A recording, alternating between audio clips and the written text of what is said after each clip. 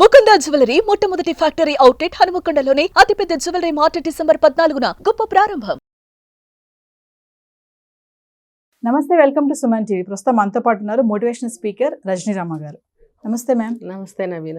Ma'am, previous మనం ఒక video చేసాం, వైఫ్ అండ్ హస్బెండ్ హగ్ చేసి పడుకోవడం వల్ల కలిగే లాభాలు ఏంటి అని. అవును కదా.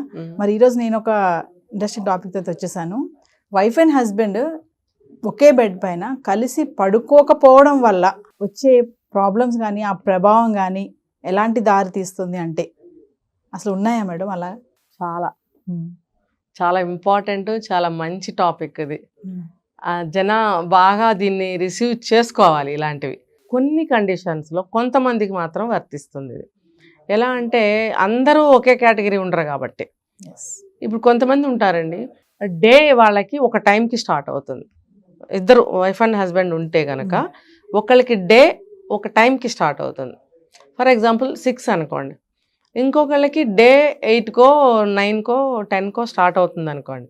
అలాగే డే ఒక్కొక్కళ్ళకి ఎర్లీగా ఎండ్ అవుతుంది, ఒక్కొక్కళ్ళకి లేట్గా ఎండ్ అవుతుంది. అప్పుడు చెప్పండి ఎలా ఉంటుంది కదా. సో మీరు అడిగింది ఏంటంటే పడుకోకపోవడం వల్ల. మరి ఇలాంటి కండిషన్స్లో కలిసి పడుకోవాలా, పడుకుంటే ఏమవుతుంది? Reverse question. గొడవలు అవుతాయేమో. గొడవలు అవుతాయి, విపరీతంగా అవుతాయి, మామూలుగా కాదు. ఇప్పుడు చూడండి, ప్రతి చిన్నదానికి గొడవలు అవుతున్నాయి కదా ప్రపంచంలో. ఇప్పుడు ప్రతి కుటుంబంలో ప్రతి ఇద్దరి మధ్యన ప్రతి దానికి గొడవే కదా. కారణం లేకపోయినా కూడా అవుతున్నాయి మేడం. కారణం లేకపోయినా అవుతుంది కదా, అవుతుంది. ఇప్పుడు శుభ్రంగా అన్ని వండుకుని పెట్టుకుంటాము, టైంకి వచ్చి తినడు వాడు. అవును, ఏదో చెప్తాడు, ఆకలి లేదనో లేకపోతే ఇది చూసుకుంటున్నానో. ఇదేంటి మీకు అర్థమయ్యే ఉంటుంది, మొబైల్. దాని పేరు మళ్ళీ మాటిమాటికి తీయటం ఎందుకు. ఇలా రకరకాల రీజనింగ్స్ ఉంటాయి. తనేమనుకుంటుంది, వేడిగా ఉన్నప్పుడు భోజనం చేస్తే మంచిది, రైట్ టైంకి తింటే మంచిది, హెల్త్కి మంచిది అని తను అలా అనుకోవచ్చు, ఇతను ఇలా అనుకోవచ్చు. సో అది కూడా మీరు అన్నట్టు అది కారణం లేకుండా కూడా వచ్చే గొడవ అది కదా. అది ఒక పెద్ద కారణం కాదు, చక్కగా ఒక టైంకి వచ్చి తినొచ్చు. కానీ అది తీసుకునే వాళ్ళకి అది చాలా పెద్ద విషయం అండి. అది ప్రతిరోజు కొన్ని సంవత్సరాల పాటు అలా జరుగుతుంటే అప్పుడు ఆవిడకి ఒక టైంలో ఆకలి అవ్వచ్చు, పని పాటలు చేసుకునే మనిషి అనుకోండి, లేకపోతే తన డైజెస్టివ్ సిస్టమ్ అనేది కొంచెం షార్ప్గా ఉంటుంది, త్వరగా ఆకలి అవుతుంది అనుకోండి. ఇతనికి అవ్వదు పరిస్థితి. ముందు తింటే ఒగ్గోలా, వెనక తింటే ఒగ్గోలా. మరి నాకు చల్లటిది పెట్టావని కూడా అనొచ్చు. సరే, తినేసాక నాకు పెట్టావా అని కూడా అంటారు. తను కూడా ఏమనుకుంటుంది, ముందు నేను తిన్నాను అనుకో బాగుండదేమో అని ఒకటి. ఫర్ ఎగ్జాంపుల్ నేను చూడండి కొంచెం డీప్గా చెప్తాను. ఫర్ ఎగ్జాంపుల్ ఆ రోజున ఒక రోజు అనుకుందామండి, రోజు కాదు ఒక రోజు. ఇప్పుడు ప్రతిరోజు ఈ భోజనం దగ్గర ఇలాగే జరుగుతుంది, అందులో ఒక రోజు తీసుకుందాం. ఆ రోజు కూరగాయలు కొన్నే ఉన్నాయి, కొంచెమే కూర చేసింది. ముందు తను భోజనం చేసింది అనుకోండి, తనకు ఆకలి అవుతుంది, అన్నం చల్లారిపోతుంది, ముందు భోజనం చేయాలి అని తనకు అనిపిస్తుంది. అతను రాడు, కానీ మరి తినాలి ఎట్లా. అందుకని తను తిన్నది అనుకోండి, తను తృప్తిగా భోజనం చేయలేకపోతుంది, ఎందుకు అతనికి సరిపోదేమో ఆ కూర. అంతే కదా. చూడండి, ఇది ఎంతమందికి అర్థమవుతుంది ఈ విషయం, అనుభవిస్తే అర్థమవుతుంది. చాలా మంది ఇళ్లలో ఇది జరుగుతుంది ఖచ్చితంగా. అందుకనే చూడండి, పాతకాలం ఇళ్ళాళ్ళు ఇప్పుడు కూడా ఉన్నారు, అందరూ తిన్న తర్వాత మిగిలింది తింటారు పాపం. ఎందుకు అంత కర్మ బాధ ఏంటి? ఉన్నారు, ఇప్పటికీ ఉన్నారు, అందరూ అంతేలేండి, మన అందరం అంతే. ఉన్నారు కొంతమంది అని నేను మళ్ళీ దాచుకోవడం అనవసరం, అందరం అంతే. ముందు అందరికి మంచిగా పెట్టిన తర్వాతే వైఫ్లు తింటారు. ఆ జాబ్ చేసే ఆవిడనివ్వండి, కొంతమంది మాత్రం తనదే చూసుకుంటారు ఫస్ట్, ముందు వాళ్ళు పెట్టుకుని తినేస్తారు, పక్కన ఎవడన్నా ఉండాలి. వేరే కేటగిరీ, ఆ మెంటాలిటీ వేరు. ముందు పెట్టేసుకుని తినేస్తారు, మిగిలింది మీరు తినండి. కనీసం తింటావా అని కూడా అడగరు, వెయ్యినా అని అడగరు, ఇంకొంచెం కావాలా అని అడగరు, అసలు చూడరు పక్కకి. ఆ ఇళ్ళాళ్ళు ఉన్నారు, చిన్న వయసు అవనివ్వండి, పెద్ద వయసు అవనివ్వండి, అటువంటి వాళ్ళు ఇందులోకి రారు. జనరల్గా అయితే ఇలా జరుగుతుంది. మరి అలాంటప్పుడు భోజనం దగ్గర ఇబ్బందే కదా. తను ముందు తింటే ఉన్న కొంచెం కూర కొంచెం అతనికి సరిపోదేమో, లేకపోతే తనకి చలి చాలకుండా తను తింటుంది, అతనికి ఇష్టం లేకపోతే ఆ కూర అంతా వదిలేస్తాడు. ఆ కూర మళ్ళీ చచ్చినట్టు సాయంత్రం తనే తినాలి. మళ్ళీ 2 సార్లు అలాంటివి తినాలంటే తనకి బోరే అవుతుంది. ఇలాంటి సమస్యలు ఉంటాయి. అలాగే ఇది కూడా, ఈ పడుకునే విషయం కూడా ముందు వెనక అయినప్పుడు చాలా సమస్యలు వస్తాయి. ఇంకొకటి ఏంటంటే, మీరు అడిగిన క్వశ్చన్కి, ఎవరికో ఒకరికి గురకలు తీసే అలవాటు ఉంటుంది, లేదు మిడ్ నైట్ వరకు చదువుకునే అలవాటు ఉంటుంది, లేదు ఎర్లీ మార్నింగ్ 4 గంటలకు లేచి చదువుకునే అలవాటో, జిమ్కి వెళ్ళే అలవాటో, లేకపోతే ఏదో ఫ్రీక్వెంట్గా ఆ టైంకి ఏమైనా కాల్స్ ఆఫీస్ కానీ ఏదైనా అయి ఉండొచ్చు. ఎనీ డిస్టర్బెన్స్ జరగవచ్చు. అలాంటప్పుడు పక్కన పార్ట్నర్కి చాలా ఇబ్బంది. అందుకనే ఏం చేయాలంటే ఇవి చెప్పుకుంటూ పోతే రీజనింగ్స్ అనేకం చాలా వస్తాయి, వస్తాయి. చాలా వస్తాయి, ఒకటి కాదు 100 1000 వస్తాయి. కాబట్టి 2-3 చెప్పుకున్నాం మనం. ఉమ్, దీనికి ఏం చేయాలి అని అంటే, అలా పడుకున్నందువల్ల ప్రేమ ఏమీ తగ్గిపోదు. ఉమ్, ఇప్పుడు అక్కడ ప్రాబ్లం ఉంది. ఇప్పుడు ప్రాబ్లంని సాల్వ్ చేసుకునే మనస్తత్వం ఉన్నవాళ్ళు, సరిగ్గా వినండి, ప్రాబ్లంని సాల్వ్ చేసుకోగలిగిన మనస్తత్వం ఉన్నవాళ్ళు ఏం చేస్తారంటే, మిగతావన్నీ నార్మల్గా నడుస్తూ ఉంటాయి, ఈ ఒక్క విషయంలో మాత్రం ఎవరి టైమింగ్స్ వాళ్ళు. ఫర్ ఎగ్జాంపుల్, అతను ముందుగానే ఎవరో ఒకళ్ళు లేచారనుకోండి, తన డే ఎర్లీగా స్టార్ట్ అవుతుందిగా.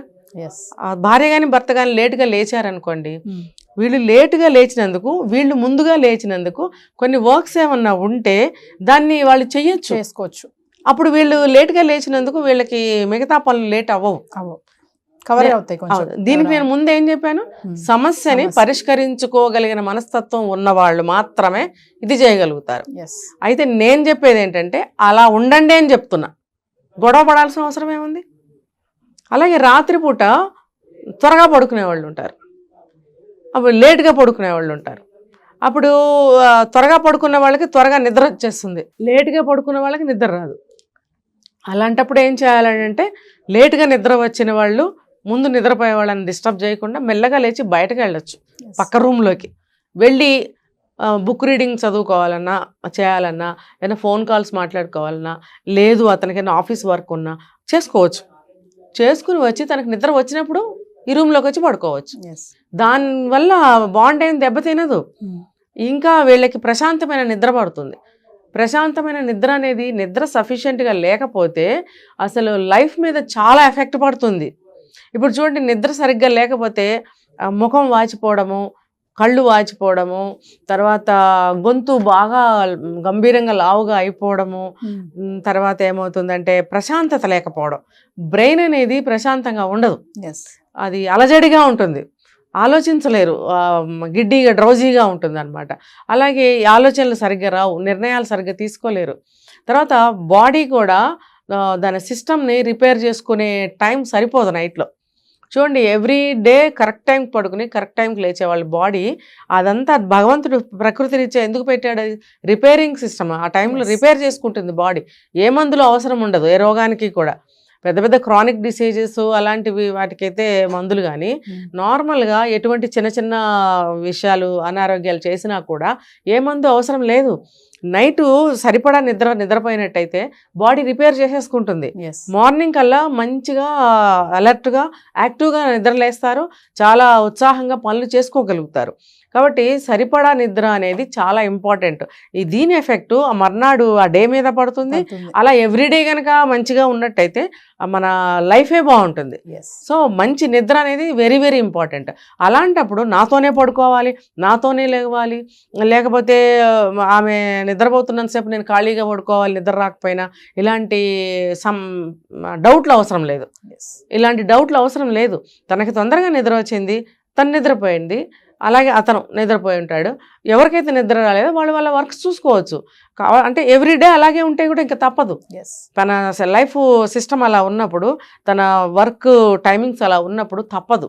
మార్నింగ్ కొంచెం లేట్గా లేచినప్పుడు ఎర్లీగా ఎవరైతే లేస్తారో వాళ్ళు ఆ వర్క్ను అందుకోవడము. yes, ఎర్లీగా నిద్రపోతే కనుక తనకేదన్నా వర్క్ ఉంటే పక్కకెళ్ళి చేసుకోవడం, నిద్ర వచ్చినప్పుడు వచ్చి పడుకోవడం అనేది జరిగితే ఏమవుతుందంటే బాడీలు బాగుంటాయి, ఆరోగ్యం బాగుంటుంది, ఇద్దరి మధ్యన బాండ్ ఇంకొంచెం పెరుగుతుంది. వైబీ కాదంటే దూరంగా ఉన్నారు కదా, yes, రాత్రింతా దూరంగా ఉన్నారు, త్వరగా నిద్రపోయాం, లేట్గా లేచాం, లేదు త్వరగా నిద్రపోయాం, పొద్దున్నే లేచిపోయాం. ఒకళ్ళు లేచే టైంకు ఒకళ్ళు నిద్రపోతూ ఉంటారు. అలాంటప్పుడు ఏమవుతుంది, వాళ్ళని మిస్ అవుతూ ఉంటారు.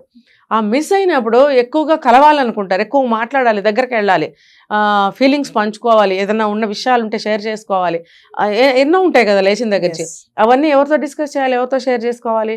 సో అలాంటప్పుడు వీళ్ళకి ఆత్రం ఆరాటం అనేది పెరుగుతుంది, yes, ఒక అట్రాక్షన్ అనేది ఇంకొంచెం పెరుగుతుంది. అలాంటప్పుడు వాళ్ళిద్దరూ ఇంకా ఎక్కువగా మాట్లాడుకోవడానికి, కలిసి ఉండడానికి ప్రయత్నం అనేది ఎక్కువ జరుగుతుంది, ప్రేమ ఇంకొంచెం పెరుగుతుంది, ఆ ఎఫెక్షన్ అనేది ఇంకొంచెం పెరగడానికి అవకాశం ఉంది. yes. Thank you, ma'am.